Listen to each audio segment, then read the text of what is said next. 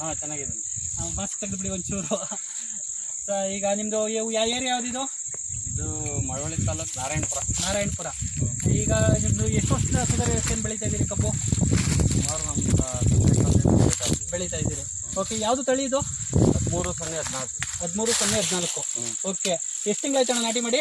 ನಾಟಿ ಮಾಡಿ 7.5 ತಿಂಗಳಾಯಿತು. 7.5 ತಿಂಗಳಾಯಿತು ಅಣ್ಣ. ಈಗೇನು ಒಂದು ಎಕರೆಗೆ ಏನು ಟನ್ ಬರ್ತೈತೆ ಇದು?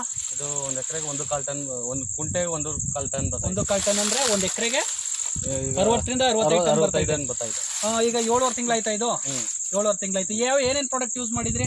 ಇದು ನಾನು ಮುರಿ ಹೊಡಿ ಗಂಟ ಮಾಮೂಲಿ ಗೊಬ್ಬರ ಕೊಟ್ಟಿದ್ದೆ. ಓಕೆ. ಈಗ ಆಮೇಲೆ ಮುರಿ ಹೊಡೆದಾದ್ಮೇಲೆ ಭೂಮಿ ಸುಧ ಮತ್ತು ಕ್ರಾಪ್ ಸುಧ ಅಂದ್ಬಿಟ್ಟು ಮತ್ತೆ ಇನ್ನೊಂದು ಯಾವುದೋ ಲಿಕ್ವಿಡ್ ಕೊಟ್ಟಿದ್ರು, DOG-80 ಅಂತ. DOG-80 3B. 6,000 ರೂಪಾಯಿ ತಂದು ಹಾಕಿದೆ 3 ಎಕರೆಗೆ. 3 ಎಕರೆ ಬರೀ 6,000 ರೂಪಾಯಿ ಪ್ರಾಡಕ್ಟ್ ಯೂಸ್ ಮಾಡಿದ್ದಾರೆ. ಓಕೆ, ಇಷ್ಟು ಚೆನ್ನಾಗಿ ಬಂದಾಯ್ತು. ಇಳುವರಿ ಎಲ್ಲ ಚೆನ್ನಾಗೈತೆ. ಚೆನ್ನಾಗಿದೆ. ಈಗ ರೈತರಿಗೆ ಏನು ಹಾಕೊಂಡ್ಮೇಲೆಲ್ಲ ಮಡ್ಮೂರಿ ಬಂದ್ಬಿಡ್ತು, ದಪ್ಪದು ಎಲ್ಲ ಕಪಾಟಿ ಎಲ್ಲ ಇದೆಲ್ಲ ಬಂತು. ಇದು ಬಂದ್ರಿಂದ ಈಗ ಟನ್ನೇಜ್ ಜಾಸ್ತಿ ಜಾಸ್ತಿ ಆಯ್ತು, ಕಬ್ಬು ದಪ್ಪ ಆಯ್ತೈತೆ.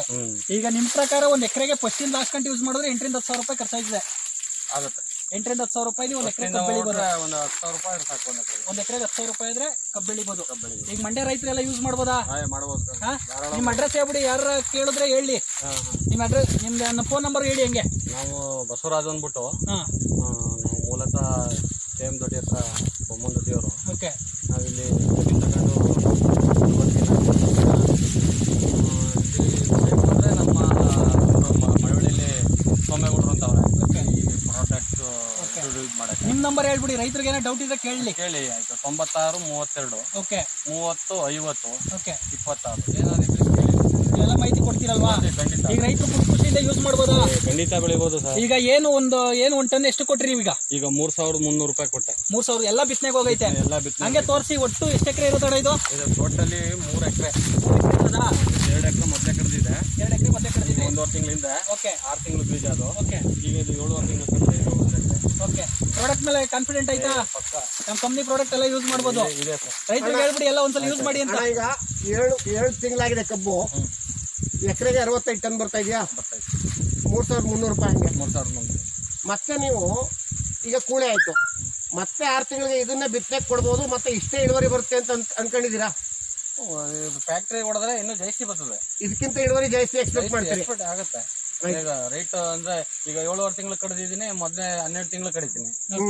ಆಗ ಈಗ 70 ಟನ್ ಇರೋದು 65-70 ಟನ್ ಇರೋದು 85-100 ಆಗ್ಬೋದು. 90 ಟನ್ ಆಗ್ಬೋದು. ಬೆಳೆದ್ರೆ 100 ಬೆಳಬಹುದು. ಓಕೆ. ಎಲ್ಲಾ ರೈತರಿಗೂ ನಾನು ಏನ್ ಹೇಳ್ತೀನಿ ಅಂದ್ರೆ, ಮಂಡ್ಯದಲ್ಲಿ ಆಲ್ಮೋಸ್ಟ್ ಆರ್ಗ್ಯಾನಿಕ್ ಒತ್ತು ಕೊಡು ಕಮ್ಮಿ, ರೈತರುಗಳು ಕಮ್ಮಿ ಕೊಡ್ತಾ ಇದೀರಿ. ದಯವಿಟ್ಟು ಆರ್ಗ್ಯಾನಿಕ್ ಆಗಿ ಇಷ್ಟು ಚೆನ್ನಾಗಿ ಕಬ್ಬು ಬೆಳೆದವ್ರೆ. ಮತ್ತೆ ಇವ್ರ ತೋಟದಲ್ಲಿ 3 ಎಕರೆನೂ ಕೂಡ ಎಲ್ಲ ನಾಟಿಗೆ ಹೋಗಿರೋದು, ಯಾವ್ದು ಕೂಡ ಫ್ಯಾಕ್ಟ್ರಿ ಹೊಡೆದಿರಲ್ಲ. ಪ್ರತಿಯೊಬ್ಬ ರೈತರು ಹಾಸನ, ಹೊಳೆನರಸೀಪುರ, ಚನ್ನರಾಯಪಟ್ಟಣ ಎಲ್ಲ ಹೋಗೈತೆ.